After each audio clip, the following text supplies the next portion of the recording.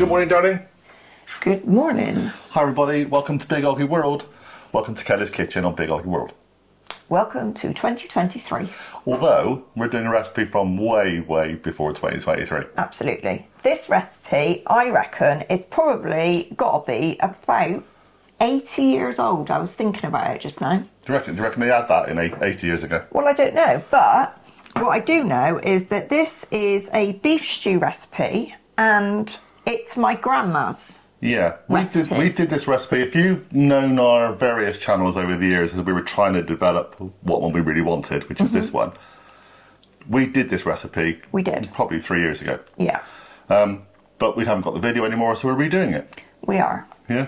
Now, this is a very economical recipe because obviously it came back a long way back. Yeah, yeah, when people had no money. And meat was like a bit of a luxury, really. Yeah.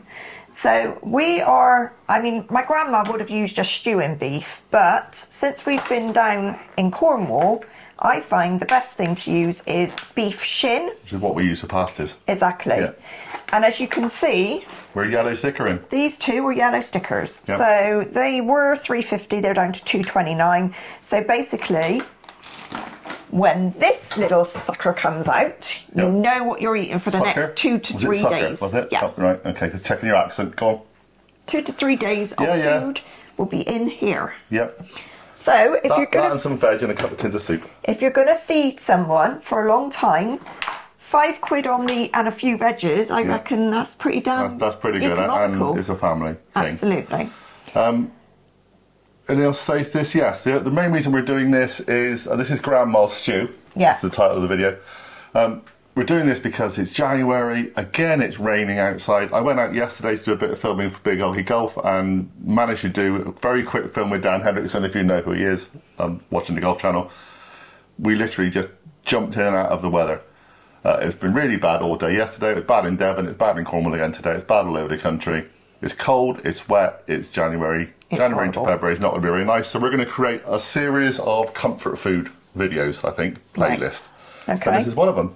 So with this, I am doing it my grandma's way, which is on the stove. So this is going to cook literally all day. Yeah. However, I am very aware of the cost of living crisis at the minute. And I know that electricity or gas are quite expensive. So if you're very clever, you could probably adapt this to do in a slow cooker or even in a pressure cooker. But I like to do it my grandma's way because it is my grandma's way and it makes me feel nice. And also the smell in the house is absolutely amazing. Who needs candles when you got grandma's stew cooking? Absolutely. Okay, so these are the ingredients, very simple. For the actual stew, you need your beef, carrots, parsnips, swede, and onions. If you're in Cornwall, they'll call that a turnip, but it's a swede. Beef stock. Yep. Whoops. The potatoes do not go in the stew on the first day. I do boiled potatoes separately to mash in with the stew, and I always do too much potato anyway, so the ones that are then left over will go into the stew for the next day. Yeah, it kind of bulks up the stew for the next day. Absolutely. So what we're going to do is we're going to get chopping first, because that's the only time labour intense thing that this is the chopping. So me and John will do the chopping and then we'll come back and we'll show you how to put it all together. Okay. See you in a bit. Okay, so we're all chopped. It's a two-person job chopping in this house. It really is. You've got both your hands. When you're doing with stew, it is. Yeah. Well, certainly with stew. So, a couple of things I'm going to say very quickly. When you see all this, you'll notice that I've peeled my carrots. Yeah. Okay, now some people won't peel them. That's entirely up to them. There's a lot of people who say the nutrients in the skins, etc. I did because we always do. Yeah. But also because they've been sitting around since before Christmas. Yeah. In the shed, in the dark, but there are a few little black bits on them, so I thought peel them off. Yeah. Make them easy. Perfect. All that kind of waste and stuff, give it to your rabbit. If you've got one, put it in a compost heap. It's not really a problem, so just carry on, yeah? Yeah. The other thing is, your parsnips, I love your parsnips, love, you cored them. I always core my parsnips. You always core your parsnips. My mum never did. We just saying a different part of Bristol. Just one of those things. But you always core your parsnips, guess your nan. Because my grandma always did it. Yeah. Also, parsnips, etc., are normally better after frost. Yeah. But we don't really get frost around here very much because we're right on the edge of the coast. No, but then again, we don't really know where the parsnips come from. True, we do know that the Swedes and everything come from around here. I'm pretty sure the parsnips aren't just up the road. Okay, so should be fine. But that's just a little bit of discussion about veg. Right, with your veg, you need to chop it chunky. Yeah. Because this is going to cook for a long time, and if you cut it too finely, it'll just be a big old mush. Yeah, this is the stew. That. It's not a pretty thing, it's a wholesome thing, and everything's got to hold its integrity. So the carrots are in rounds, the Swede is about 1 inch square. About the same for the parsnip. About the same sort of size as the parsnip. And chunky carrots. Yeah, chunky carrots. Now with carrots, I always use a whole bag of carrots because I like a lot of carrot in my stew.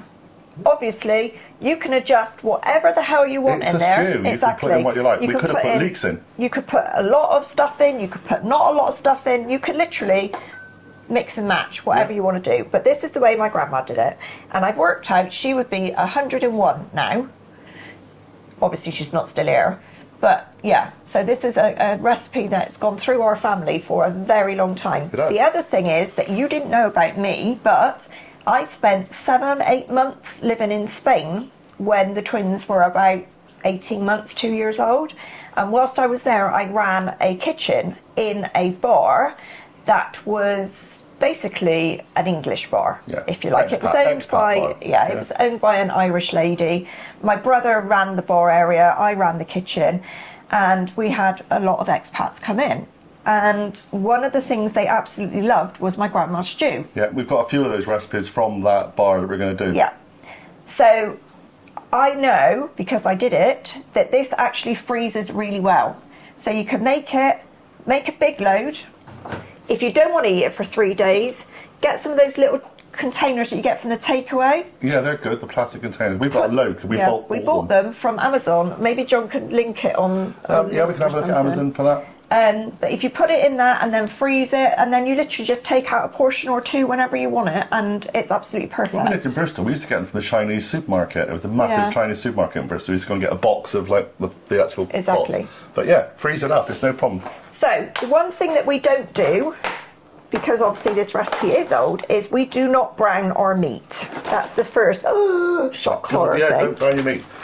So I like shin because I think it's got the perfect fat to meat ratio. You have to have a little bit of something in this, otherwise, you know. But again, you can make it as healthy as you like. So I am going to put in 1 kilo, that's 2 blocks, of diced shin beef. You could do this with lamb. You could probably do it with chicken if you really wanted. Yeah, we've used chuck steak, stewing steak, you name it, hanger steak, anything really. So in that goes, just try and break it up because obviously it's all a bit stuck together. Now into that, I am going to fill this pot about 2/3 full of cold water. And then I'm going to put it on the hob and I'm going to bring it to a boil. And when it comes to the boil, you'll start getting like a grey scum, on the top. That's the best word I can call it, really. Yeah, it's scummy. And so you need to skim that off. So I'll go ahead and do that and I'll show you when we get to that point. Right then, darling, so we're at the scum stage. Yes, as you can see, it doesn't look very nice, but the water is boiling and we have all this scum to get rid of. On the top. That's how pure it is, I guess, really. Or... Now what it is it's the blood, if you like, or the juice out of the meat. Yeah, there's probably no blood in meat, to be honest. It's more, well, you know what I mean. It's like stuff. The red stuff that's in the meat that might not be blood or it might be blood, but whatever it is, this is what it comes out like when it's cooked. The stuff. So basically, you just try and take the scummy bits off.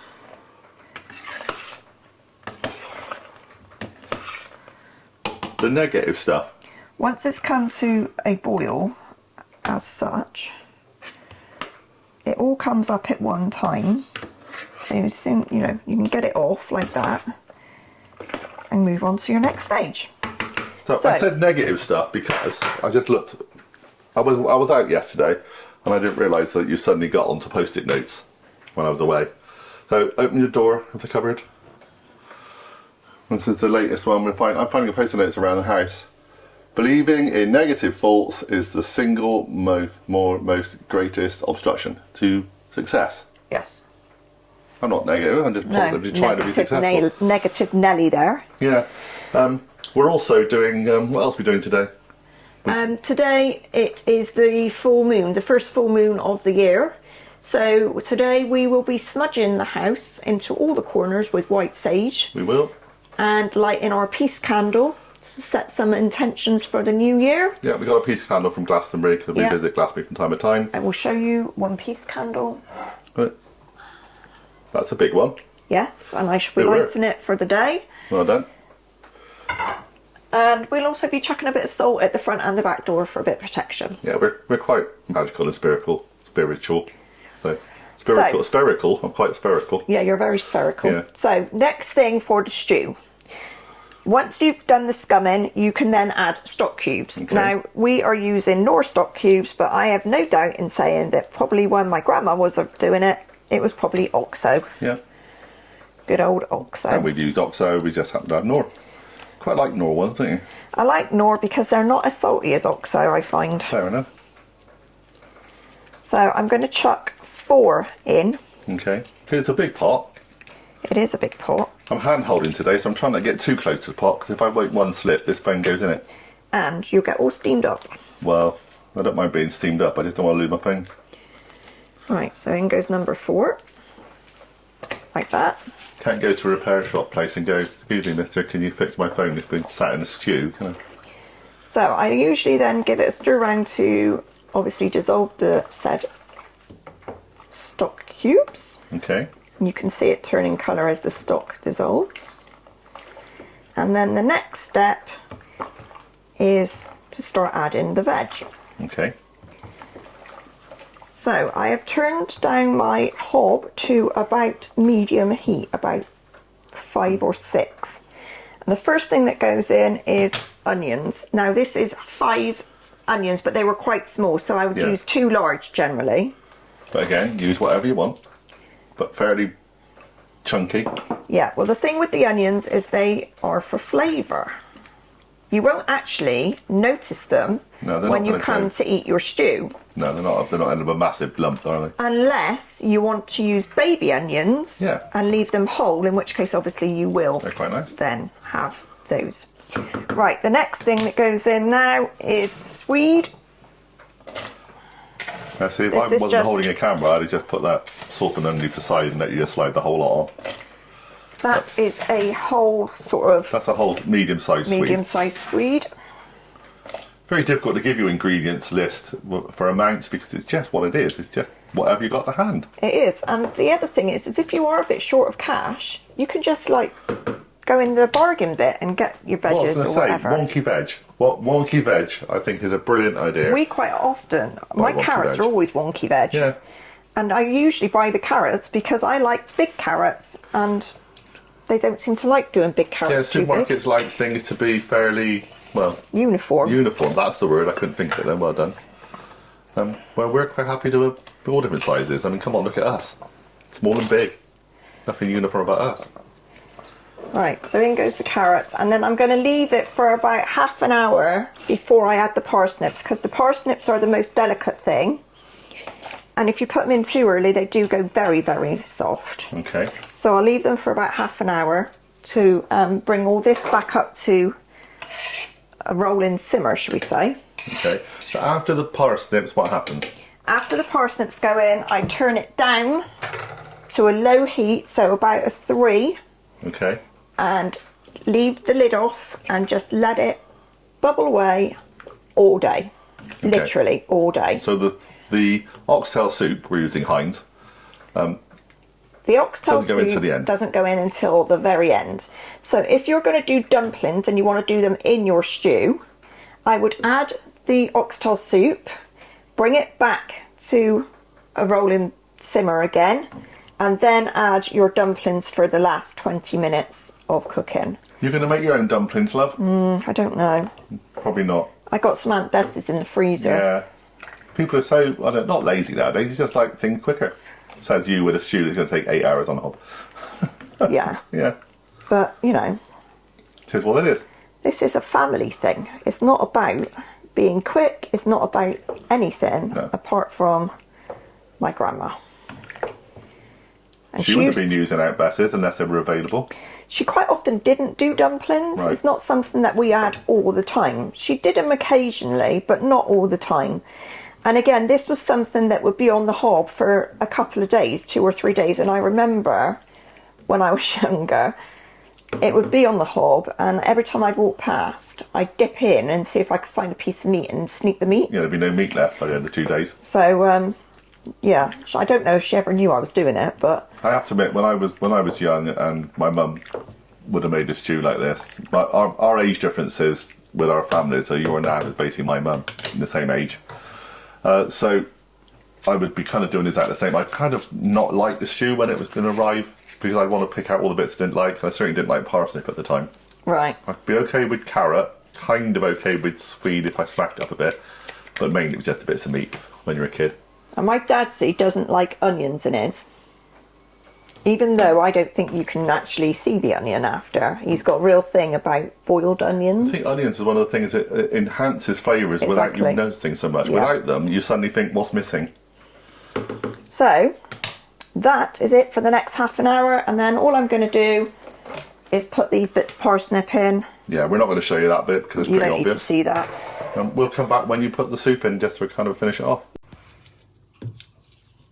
Right then, darling, this has been going now for nearly 4 hours. Nearly 4 hours, yeah.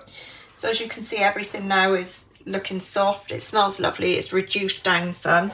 But now we're going to add 2 tins of oxtail soup. Just to tap it back up again. If you're posh, you could put a beef consomme in this, but it's cheaper for using this, really. Heinz tomato. We've got loads of Heinz tomato soup. We've got loads of tomato. Yeah, we're not putting that in today. No. Heinz oxtail soup. Other brands are available, obviously. Now, what I'll do now is put some, as you can see, there's still some left in the bottom of these tins. So I'm going to put some water in that. Because we don't want to waste any. A little bit. Let it swidge around. In that goes. And that goes. Okay. Give it a good stir around. There you go, the colour changes again. And that, friends, is that. That will now reduce down again a bit more until we're ready to eat it. We'll probably eat it around about 6 o'clock tonight. Yeah, so, couple of hours. Yeah, another couple of hours in there. Literally on extremely low. It's not bubbling, it's just simmering away there. And that's your stew. And tomorrow it'll be better. It will be even better. Gets better the next day. Always does. So that's Grandma's stew. Don't think we need to show you it in a bowl. It's just a stew. Let's just finish. But it's lovely. So anyway, make sure you're subscribed. If you haven't, please do. If you know anybody that might like to subscribe, give them a nudge too. Hit the notification bell so that you know when we're around and when we're not. We're going to try and go to 3 times a week. 3 videos a week at the moment is what we're doing on this channel, and a couple of videos on the golf one as well. So that's the plan, but we're only at the beginning of the year, so we've got to get going a bit, okay? So give us a bit of a break. And we will see you all again soon. So bye for now, I guess. Bye, everybody. Bye. Enjoy your stew. We will.